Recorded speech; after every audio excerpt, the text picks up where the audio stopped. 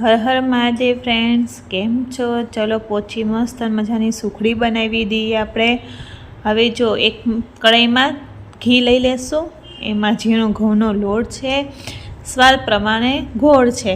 તમને જેટલું ગોળ ખાવી હોય સુખડી તેટલો તમે ગોળને સમારીને મૂકી દો।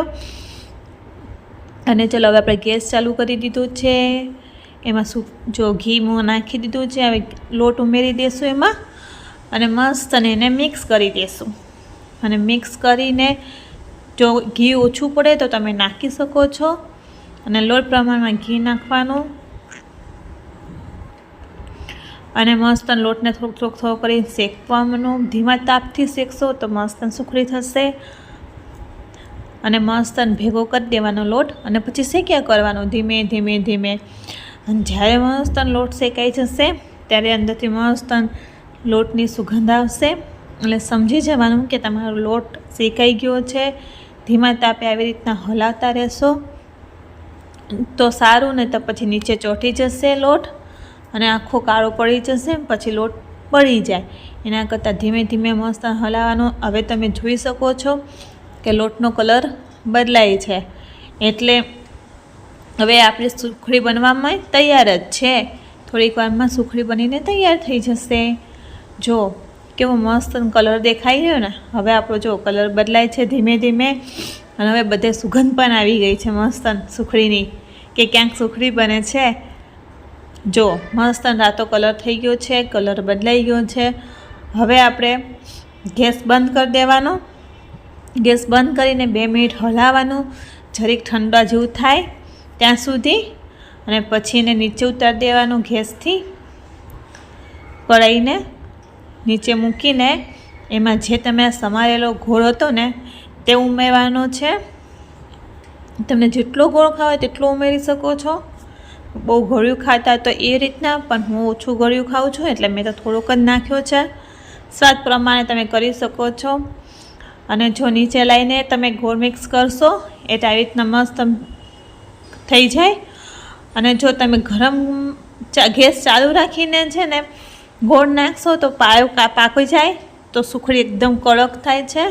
અને ઘણાની સુખડી એવું કરે છે એટલે તૂટતી પણ નથી, પણ આપણે મોડી ખાઈએ છીએ ને એવી મસ્ત સુખડી બની છે। આરી તમે જોઈ શકો છો કે મેં બધો ગોળ હલાવીને મિક્સ કરીને દીધો છે। હવે એક થાળી લીધી છે, એમાં આપણે જો પાથરી દેવાનું છે બધો લોટ લઈને, સુખડીનો જે તૈયાર કરેલો છે એ। અને વાડકી કાં તો તાવી, તો તમને જે ન ફાવે એનાથી આખું આવી રીતના એક સરખું કરી દેવાનું છે। અને જો એક સરખું કરીને મસ્ત લેવલમાં કરવાનું, એટલે કાપા પણ તમે સરખી રીતના પાડી શકો। અને જો વાડકીથી કરશો તો બહુ જ મજા આવશે, એકદમ લેવલ થઈ જશે।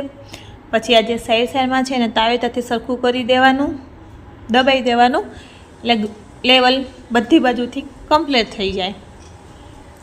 તમને જેમ ફાવે તેમ કરી શકો છો। પછી જો આપણી સુખડી મસ્ત તૈયાર થઈ ગઈ છે। કેવી લાગે છે સુખડી કોમેન્ટમાં જરૂર કહેજો। હવે આને છે ને આપણે કાપા પાડી દઈએ। સુખડી દેખાવામાં મસ્ત છે ને। હવે જો ગરમ ગરમમાં જ કાપા પાડશો તો જ સારું રહેશે, કેમ કે સુખડી પછી તૂટી જાય। ઠંડા થયા પછી કાપા પાડો તો સુખડી એકદમ તૂટી જશે। એટલે ગરમ ગરમમાં જ કરવાની, કેમ કે આ સુખડી બહુ જ મુલાયમ થાય છે, મોઢામાં મૂકતા જ ઓગળી જાય એવી સુખડીનો છે આ રીત। તમે ઘરે જરૂરથી ટ્રાય કરજો। અને જો કાપા પાડી દો ને તમે બધી બાજુથી, તમને જેવા ફાવે એવા નાના મોટા ગમે તેવા કાપા કરી શકો છો। અને પછી કાપા પાડીને 5-10 મિનિટ ઠરવા દેવાની સુખડીને, પછી સુખડી કાઢજો, નહીંતર આ સુખડી છે ને તમે કાઢતા કાઢતા તૂટી જશે।